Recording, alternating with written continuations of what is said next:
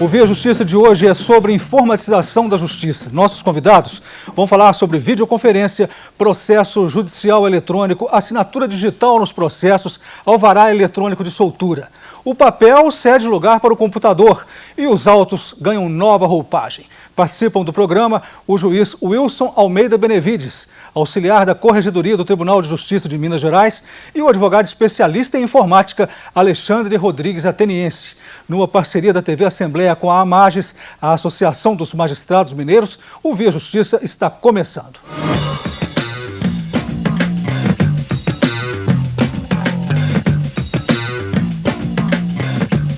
A informatização avança e o judiciário entra de vez na era da internet. Este é um caminho sem volta, doutor Wilson. Esse é um caminho sem retorno, porque o judiciário sem a informática certamente não será capaz de solucionar todas as demandas que lhe são encaminhadas.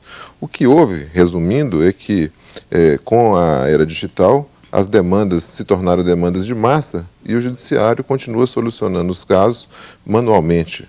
Então, o judiciário também precisa da informática para também dar a solução que a sociedade moderna exige. A opinião do senhor, doutor Alexandre? Da mesma forma, só para ilustrar em números, recentemente o CNJ publicou um trabalho chamado Justiça em Números, que registra 90 milhões de processos ativos na justiça brasileira. Como enfrentar um volume tão grande de informação se não for com o uso maciço da tecnologia da informação? É impossível. Então, a sociedade brasileira exige isso e conta com essa integração do judiciário para poder fazer com que isso se transforme na tramitação mais célere dos processos. O senhor falou, parece que o judiciário resiste ainda à informatização, doutor Wilson? O judiciário não é que haja uma resistência direta, haja um conflito, mas há sempre, quando você informatiza uma vara ou um determinado setor do tribunal, você tira o operador de uma zona de conforto, ele domina já a técnica do que faz, sabe o que faz e como faz. Você implanta um método novo e tudo que é novo gera insegurança e, consequentemente, uma resistência. Direito eletrônico, direito informático, direito cibernético, direito virtual são nomes que alguns juristas estão dando ao que seria um novo ramo da ciência jurídica com a chegada do processo eletrônico. Os senhores concordam com essa conceituação ou estaria havendo apenas a mudança de roupagem no processo judicial? Doutor Alexandre? Eu concordo, só que eu queria dizer o seguinte, que todas as terminologias, elas abarcam um conteúdo, uma face multidisciplinar. Processo eletrônico, na verdade, é só uma nova roupagem das práticas processuais que antes eram exclusivamente em papel e de forma presencial. Eu coordeno uma pós-graduação em São Paulo, na escola da OAB de São Paulo, e nós tratamos lá o direito digital, com 16 novos ramos do direito. Processo eletrônico é apenas um deles. Então, nós temos, por exemplo, relação de consumo por meio eletrônico, crimes cibernéticos. Então, a gente tem que fazer essa distinção, porque todos os ramos tradicionais do direito estão, de certa forma, se intercedendo com a tecnologia da informação, surgindo a necessidade de nos prepararmos para que possamos interpretar os fatos que nascem no meio digital, mas que têm relevância jurídica, impactando a todos os ramos tradicionais do direito. Doutor Wilson, então não é simplesmente uma mudança de roupagem, só uma mudança de roupagem? Não, como o doutor Alexandre muito bem explicou, esse direito virtual é alguma coisa mais ampla, ele tem segmento em todos os ramos do direito praticamente, desde o da família até o contrato e por aí vai. O processo eletrônico é essa modificação das técnicas processuais para que sejam praticadas em meio virtual. Os senhores acreditam que as ações em papel serão substituídas definitivamente pela informática, doutor Alexandre? Eu não tenho a menor dúvida quanto a isso.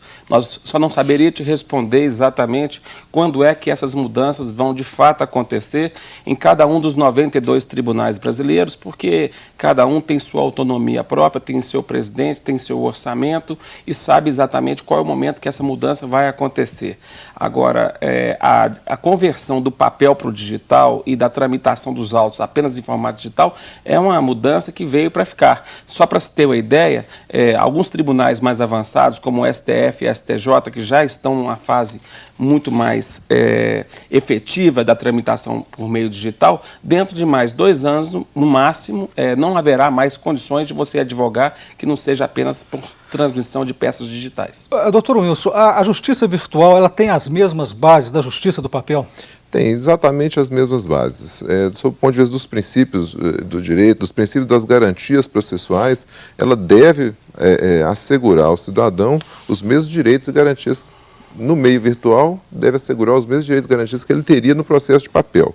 A base não muda. O que muda é a facilidade da prática do ato, a prática do ato à distância e outras vantagens que você tem. Você acaba com o balcão, o advogado não tem mais que se deslocar até o fórum para ver um processo, ele vê o processo virtualmente. A prática do ato, o ato de peticionar pode ser feito, e no PJE agora, ele deve ser feito no sistema. Acaba com a cajuntada, que é um trabalho imenso, tudo que é de petição e correspondência que retorna para o processo.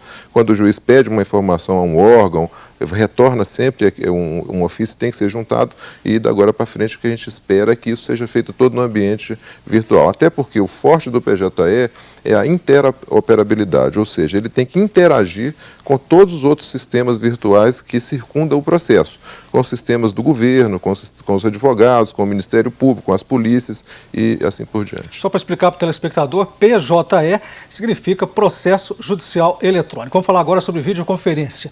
Doutor Alexandre, o que é, como, quando, onde e por que surgiu a videoconferência? Surgiu diante da necessidade de fazer com que um ato que antes era essencialmente presencial, ou seja, a tomada de depoimento de réu preso, pudesse também ser realizado à distância. Então, o Tribunal de Justiça de Minas Gerais investiu em infraestrutura para poder propiciar que os réus não tenham mais que se deslocar até o Fórum de Belo Horizonte, em determinadas circunstâncias, para poder serem ouvidos. São ouvidos a partir da própria penitenciária. Isso poupa deslocamento, é um processo que vai aferir mais segurança. Um dos grandes defensores desse projeto sempre foi o doutor Heber Carneiro, que durante muito tempo militou na vara de execuções criminais. Doutor Wilson, quais seriam os prós e os contras em relação à videoconferência?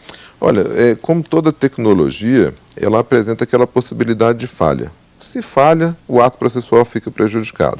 Sob o ponto de vista jurídico e de segurança jurídica, não há nenhuma restrição. O que há é uma certa resistência à prática desse ato. Mas isso ele não compromete, a prática do ato por videoconferência não compromete em nada a qualidade do ato e nem mesmo a validade do ato jurídico. Mas por que essa resistência? Isso é instinto do ser humano. Eu faço isso com o réu na minha presença, isso me dá mais comodidade. Eu olho no olho do réu, eu vejo se ele está dizendo a verdade ou não. E por videoconferência, apesar de eu estar vendo a imagem, eu não tenho aquela presença física. Doutor Alexandre, como que Minas Gerais se situa em comparação com outros estados em termos de informatização da justiça? Olha, nós ainda não estamos na primeira linha em relação à informatização da justiça, se comparado com outros estados. Em alguns estados nós temos já a tramitação dos autos integralmente em formato digital implantado, o que não acontece aqui no nosso estado. Tem um caso, por exemplo, do TRT da Paraíba, onde já não tramita mais nenhum processo em papel. Foi o primeiro tribunal do Brasil que já está totalmente informatizado, tanto em primeira quanto em segunda instância.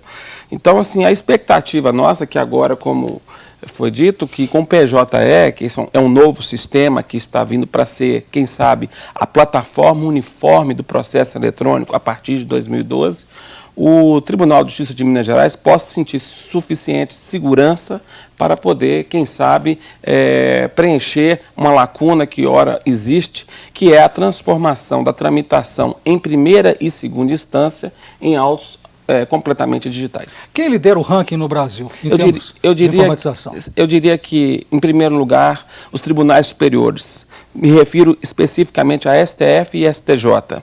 Em segundo lugar, eu diria que seria a Justiça do Trabalho. E, em terceiro, seria Justiça Federal, por causa dos juizados especiais federais. E, por último, os tribunais estaduais. Isso diante da dificuldade também de se conseguir orçamento do respectivo estado para poder fazer a implantação desses projetos. O Via Justiça faz agora um rápido intervalo, voltamos em instantes.